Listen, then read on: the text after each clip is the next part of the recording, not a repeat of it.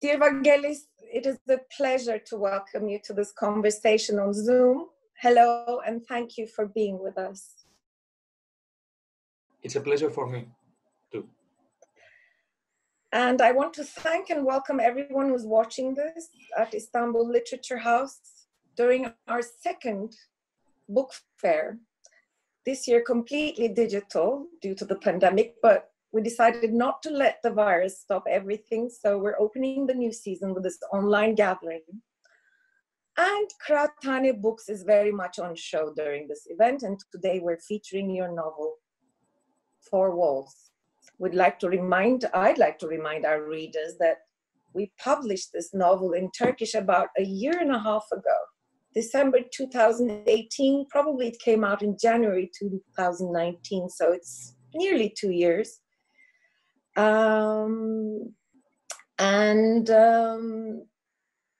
It was only our second book.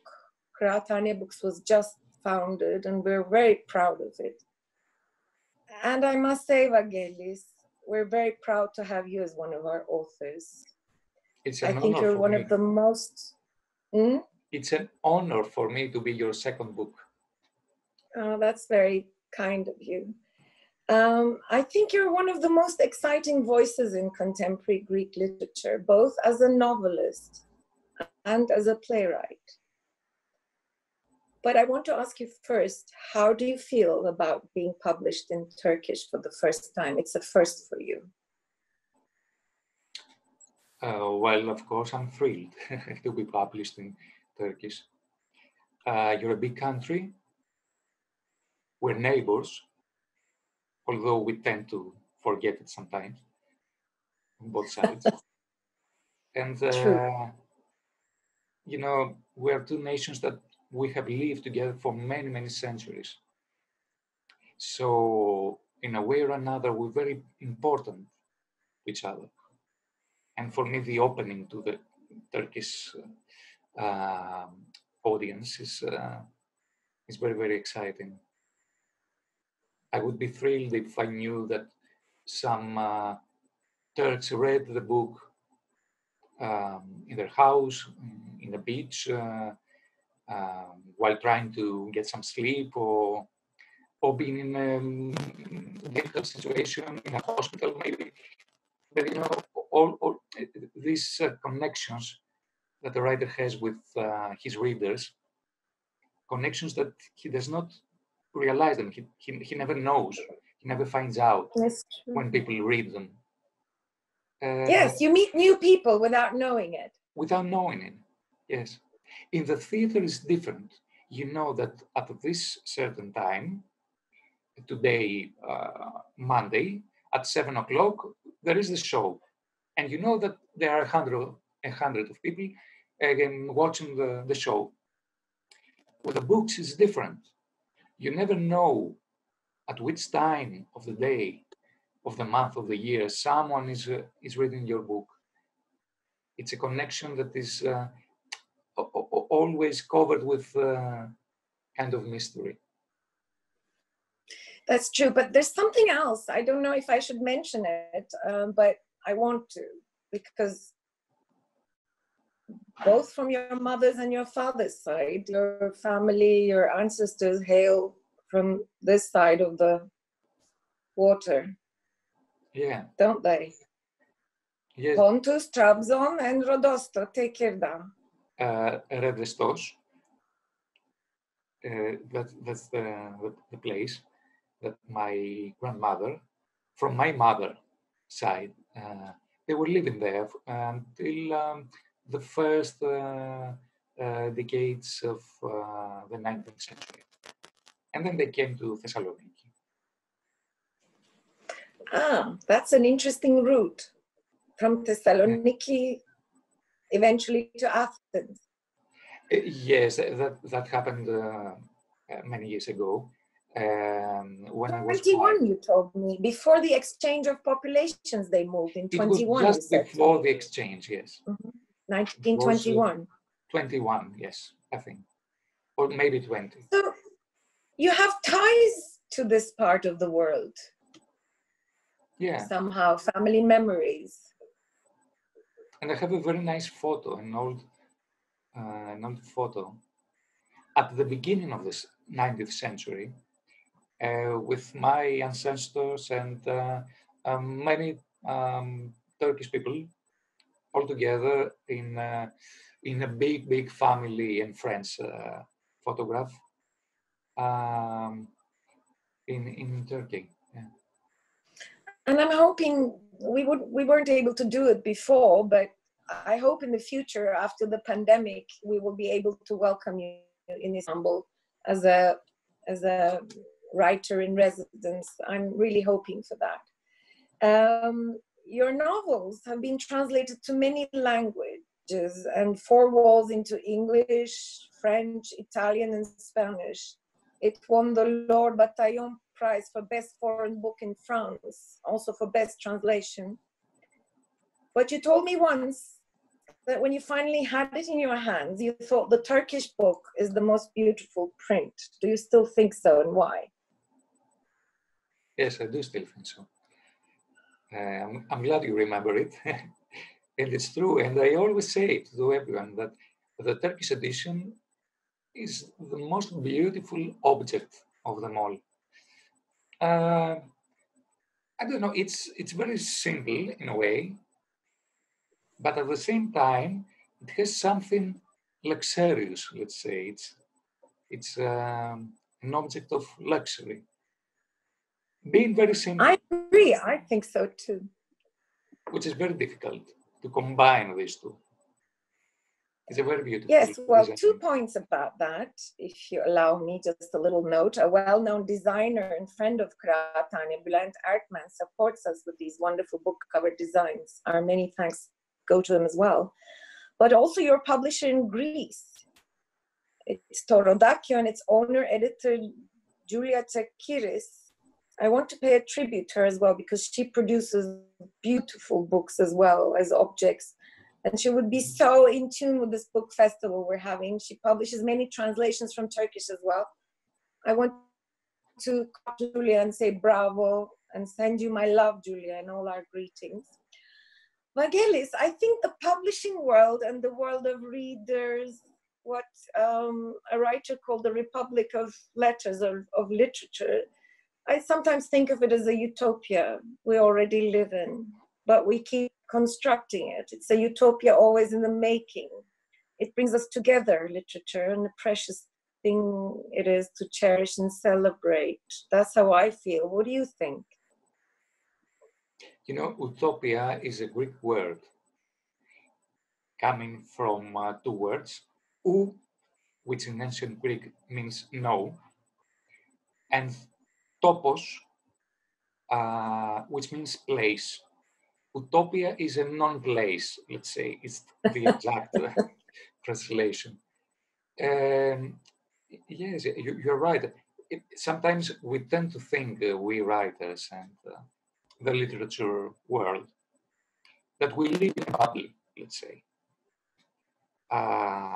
in a bubble of our own, without so much connection with what is going on outside.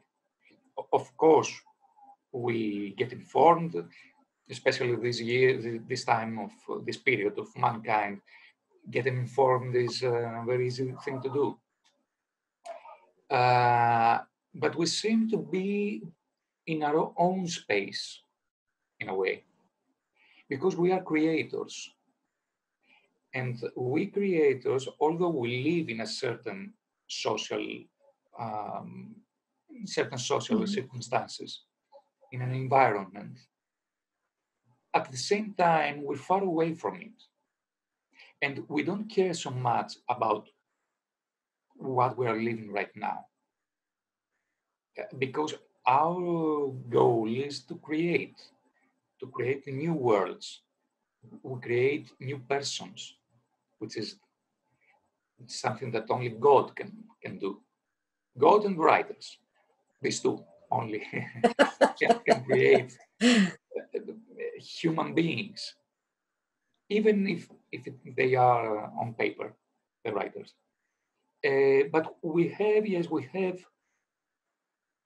our own system in which ecosystem in which we live and we create. And this is great. This is what art offers to all of us. To the To all creator. of us, and yes, readers and people who enjoy art, even if they don't create it, we come together in this other world that gives us some kind of strength, I think. But coming to the novel, Four Walls, I think, is a lovely novel. And it's a very strange novel too, very unusual. It tells the story of a very peculiar man called Rodakis, who revives the old formula for keeping bees and harvesting honey that his father had created. He develops it further and comes up with a wonderful, legendary honey. Delicious. He becomes rich. People come from all over the world to buy it, but it also attracts jealousy, right? And is coveted by many adversaries. Everyone is racing to get their hands on the formula, finally leading to his being kidnapped and imprisoned by monks in a monastery cell.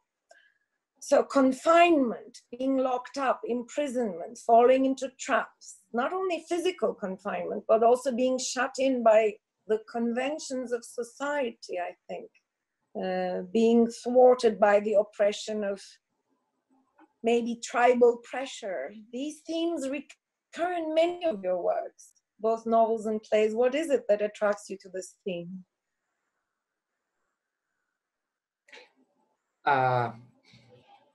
You know, now that you are saying all this, I realize that you're right. But, you know, at the time of creation, I cannot speak for every writer, but for myself, I did not have exactly in mind what were the themes that I wanted to talk about.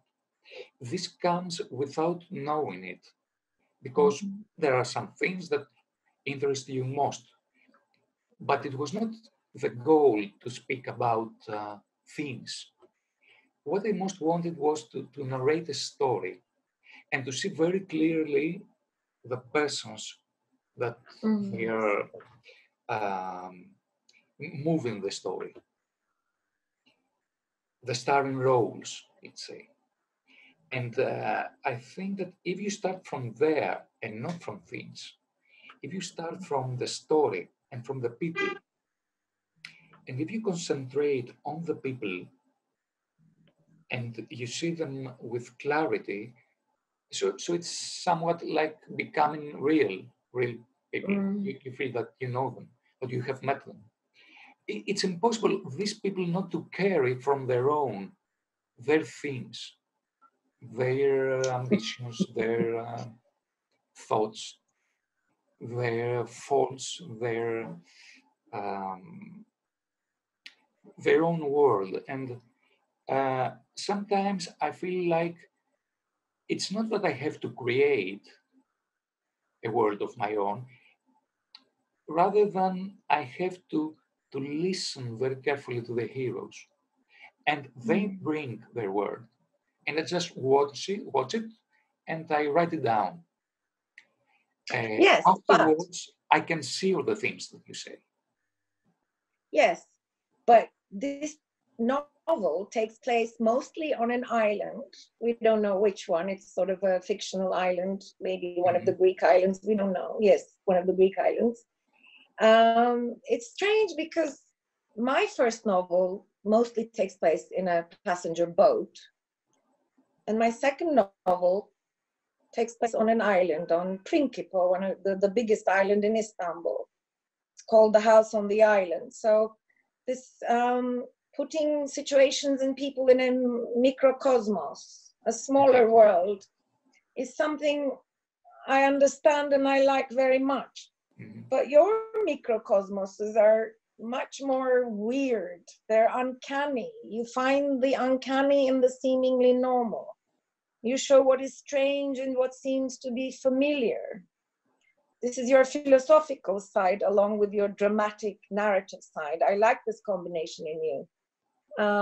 But this confinement, the four walls, the island, the monastery, I think a recent play of yours that you called In Paradise also takes place on an island in an asylum or something. you like putting people into these difficult, tight, surrounded situations, and you sort of, like a god or a demon, you watch how they're going to react. There's this aspect to your art. That's right. what I'm curious about. Yes, you're right. I feel like that if I put them in a narrow margin, the heroes, in a restricted, let's say, area, I can watch them more carefully. It's like putting in the microscope, a fly on the little glass, and you see it more thoroughly if it is in a certain place. And maybe this is the reason. The other reason is that different, let's say, aromas they get out from the persons when they are feeling restricted, when they are not at their absolute ease, when they are in difficulty. And some of these people, they have chosen to be in narrow places. It's not that someone else imprisoned them.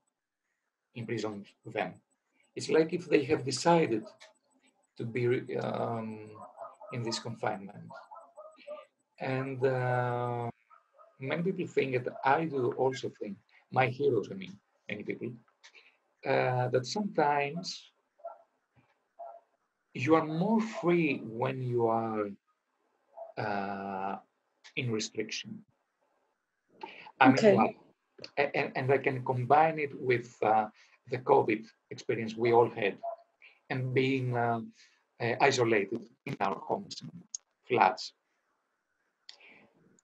Although we had this lack of freedom, we have discovered other ways of being free.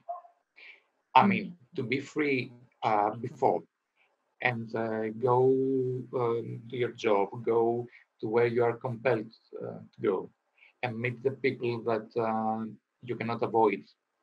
Go to the social events that you would otherwise avoid. That is also someone imprisoning you. On the other hand, when you know that you cannot go out, you know that you cannot meet people, you find time for yourself, and this liberates you in a way. That's true. Not meeting awful people is a blessing. You're right about that. And I also discovered certain new things that made me feel sort of slightly more comfortable about this horrible situation. That's what I was going to ask you. How has the pandemic been for you so far? Because like in Four Walls, our hero Rodakis stubbornly remains true to himself.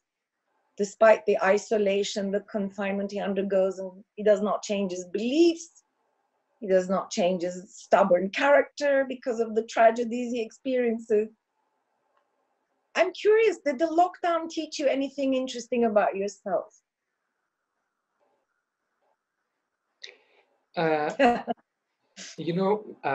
When all you have to do is to look out from a window,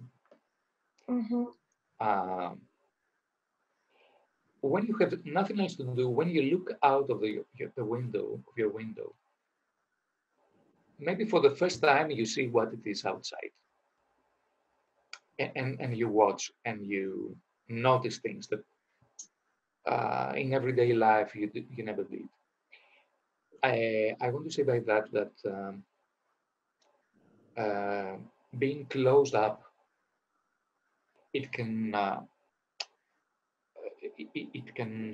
give your imagination a push.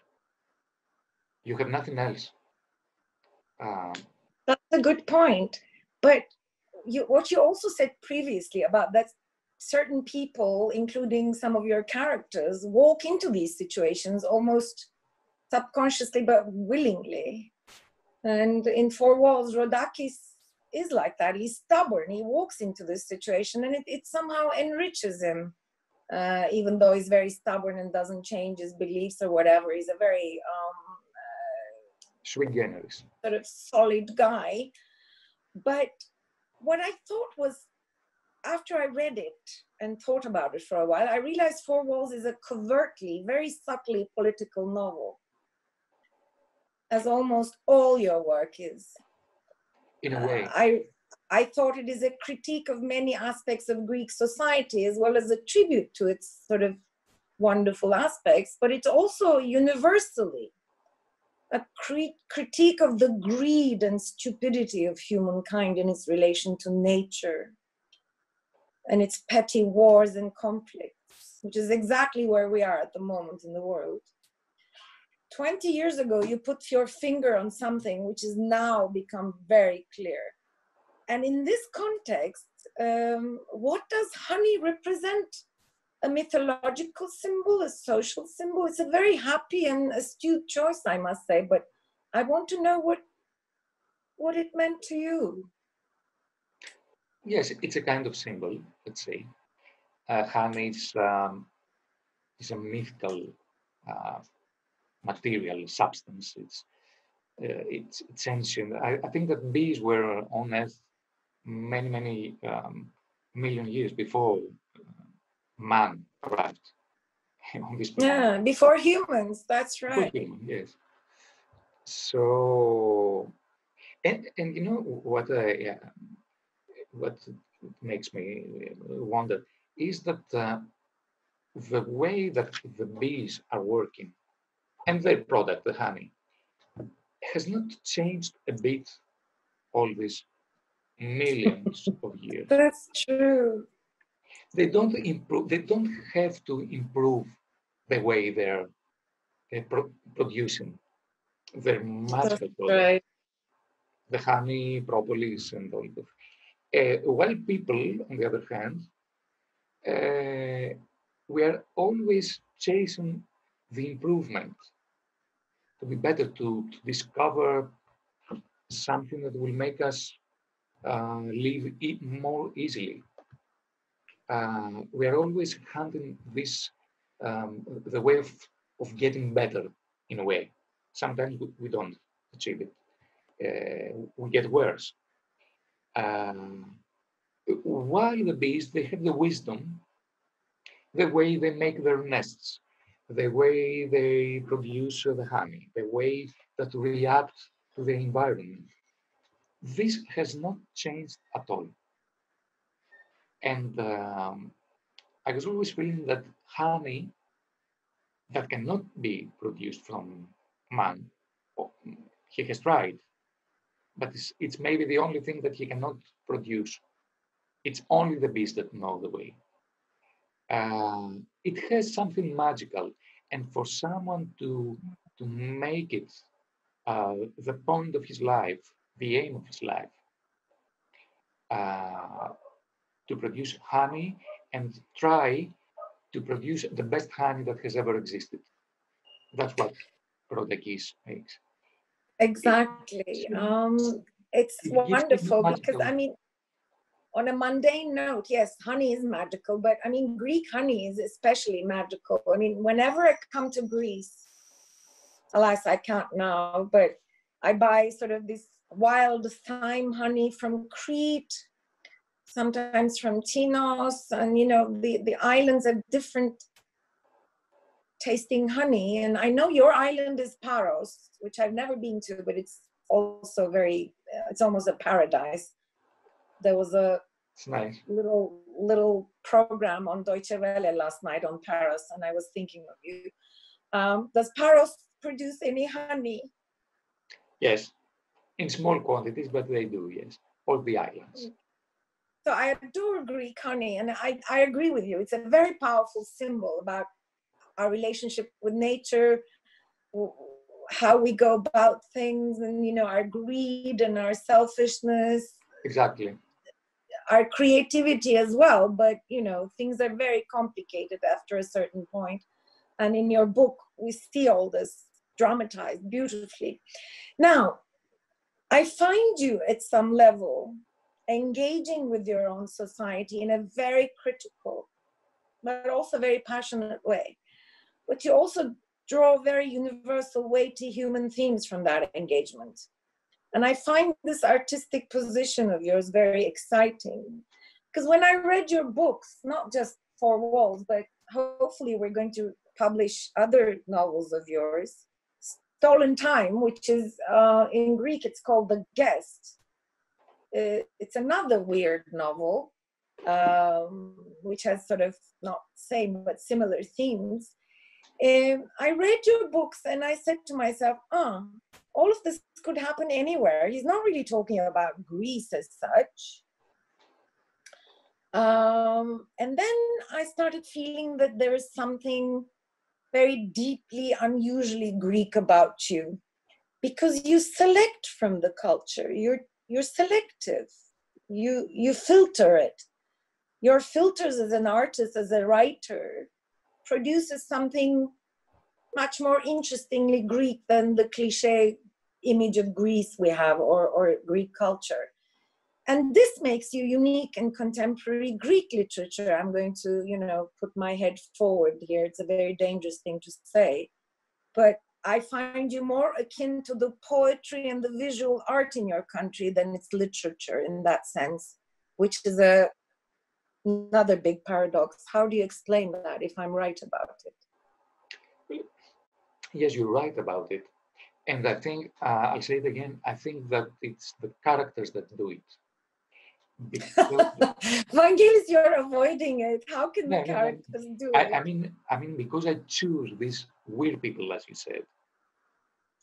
They cannot live in a normality. They cannot be the people that you meet every day when you go out of your door. They're strange people, and they get involved in strange situations. Yes, so, in that sense, they come opposite to what is normally, the normal way of living your life. They choose to live their lives in a way different, and this makes a social statement. This is what you say, that there is a criticism, maybe a social criticism. Yes, because they cannot be friends with everyone. They're in the margin, and they criticize. They do it. That's what I say. They do it, and I don't. You're right. I realize that. But have critics in Greece caught up on this about you? No. On the contrary, usually they say that my books are very much concentrating on the story, and so they miss the hot right now getting what is getting on in society.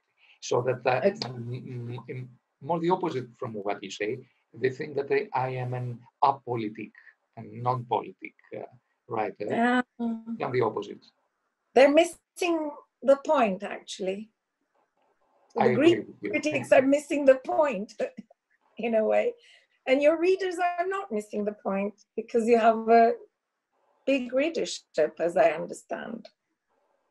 Yes, and the thing is that even if you say even if you declare some political statements, it should be in a way, in a novel or in a play, in a way that they are not declarations. People are getting bored hearing a writer saying various philosophical or political statements. We don't want statements from us. We want something that thrills us, that take us from this world and puts us in another world. And it must be with a very indirect way that you can put some ideas of yours. Exactly. That's what I like about your books and your plays as well, the ones I know. They're very subtly, indirectly political, for those, of course, who want to understand or perceive it. Now, in Four Walls, our hero Rodakis in some way prevails in the end, although he goes through hell, very tragic things happen, there's much suffering. I almost think of it as like a Shakespeare play. It takes place on an island, we see the wonderful and magical side of life, we see social injustice, conflict, tragedy of life, we see human misunderstandings and cruelty. It almost reads like an entertaining adventure story as well. Tell me if your experience as an actor has something to do with all this. You were a famous actor when you started writing novels. Not that famous. I was just in the beginning. I had a good outlook. No, I hear differently from my other Greek friends. You were very famous. You were a very upcoming, successful actor. And then you started writing novels. And your novels are always in some sense dramatic, almost theatrical. I agree with that. Yes. And certainly some of them in some way epic. And I think Four Walls has an epic quality. What do you say to that? Yes, there is this element of this epic element, as you said, and the dramatic element. I will not deny that, of course, my getting through a period of theater studying and playing had an effect on the way that I write. Deep inside, I feel it's the same function in a way. You make something which is unreal, you believe it as if it is real, and you try to convince all the others that this is for real. That's what an actor does, and that's what an author does. And yes, many times I have the impression when I'm writing that these people, I can see them on a stage discussing, and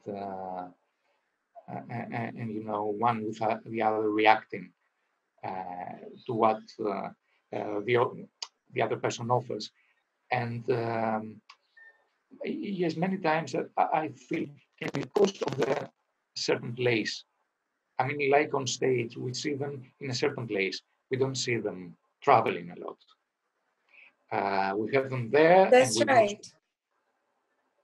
And you're very good with dialogue, very good in writing dialogue. Now, I'm going to take a moment here to reintroduce you to our audience. I left it to the end on purpose. You studied law and you studied theater.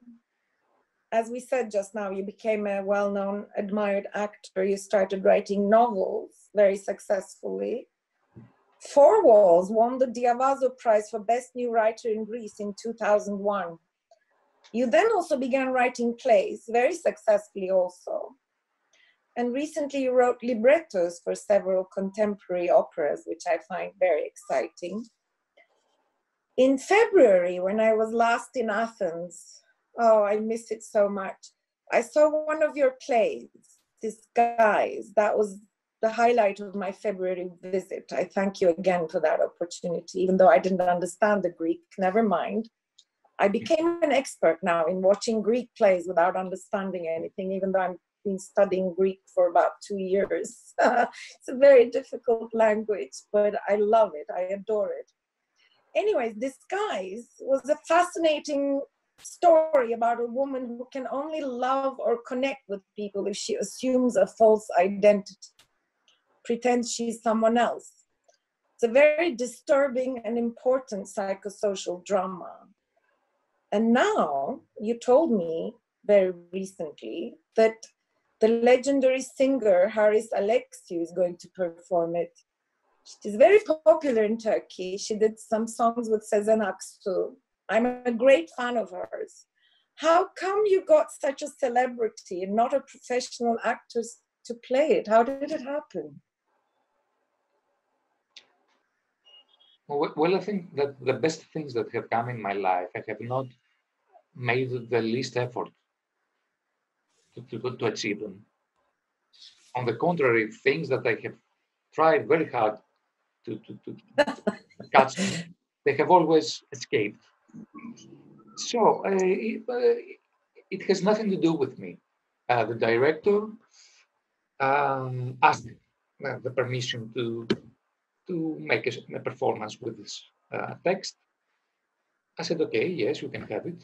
After February and after the performances that you saw, I say it's free, you can do whatever you want. And he had the thought to go to Haris Alexiou, who he didn't know as well, and propose to her this text and for her to play, to act as an actress. And she read it and she loved it and she said, yes, I will do it. And then, I mean, they had agreed before I knew. And one day he telephoned to me and he said, Haris Alexiou has read it and she wants to. I said, okay, that's very good news. That's fantastic. Of course, it would be a great honor and joy for me to have this performance. And so I didn't do anything. It just came. Have you started rehearsals? When is it going to be on? Yes. She already, it's some months now that she knows by heart all the text. From February or March that she started studying.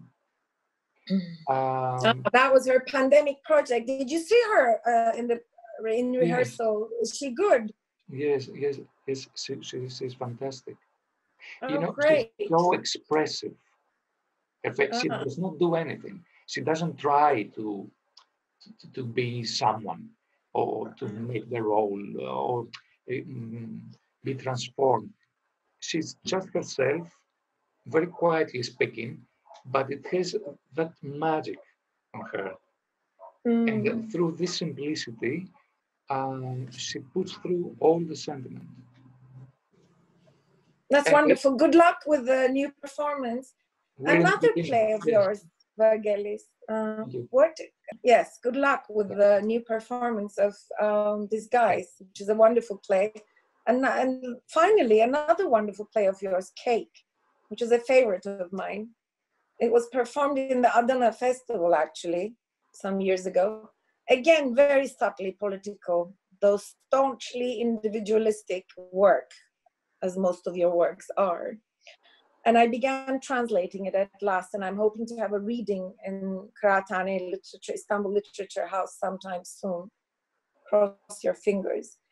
It's a play about how we can live together and be friendly neighbors despite deep, deep differences. Very interesting play. How shall we manage that in the future, Vangelis, now that the world is undergoing these deep crises? I want to ask you finally, where do you draw hope from? Well, now that you say it, I think that this play has something to do with what Greece and Turkey are at this time are going through. Exactly. They're two neighbors. They have been living together for many, many years. And for a certain reason, they come to opposite sides. And they quarrel. In the play, they even get physically. Come to blows. I'm going to tell a little bit about the subject. It's in an apartment building and someone is throwing the trash bins into the courtyard and they want to find out who's doing it. Everybody suspects each other and they have prejudices. So they say he does it or he does it. And they almost come to blows, yes. But in the end, somehow. Each other. But at the end of the play is that they realize that the things that separate them are so much less important from the things that connect them. And they all sides realize that this is a silly thing to quarrel about, to fight. And they end up eating all together a cake that is being cooked all through the period that we see. And at the critical moment, the cake is done and it gets out of the oven. and they all share it. And it's another single day that has passed by. And they continue their lives in a different way because they have learned something from out of all this. They're different, but someone that watches from outside would say that they're the normal people that I knew every day. But even though something has changed deep inside, yes, and we spectators, we know it. And they realize they need each other. They need these differences for their life to be richer. And once again, you show us, art shows us, literature shows us the way forward if we only want to see it or listen to it and eat lots of cake together. I hope. Vangelis, full of admiration and love for you. I thank you for joining us for this conversation. It was wonderful. Thank you. Thank you. Thank you all. I'm very proud being published in your country. So that's goodbye.